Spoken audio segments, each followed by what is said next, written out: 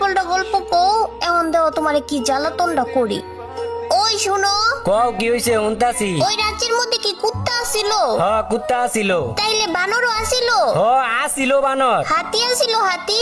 ইষ্টি রে, সবকিছুই আসিল। তুই একটার পর একটা আমার প্রশ্ন করতেই আছ। তুই আমার জ্বালাবি না, তো আর জ্বালাবি না। আচ্ছা জ্বালামু না, আর একটা কথা জিগামু। আচ্ছা জিগা, কি জিগাবি? ওই রাজ্যে কি মানুষ আসিল? মানুষ? দেখ তো, তাইলে তো রাজা কাকা আর হলো সেনাপতি কাকা এগুলা কি গরু ছাগল আসিল? নবীর বাচ্চা নবী, তুই আর আমার লাগে একটা কথাও কবি না। না না না, আরেকটা লাস্ট আরেকটা প্রশ্ন।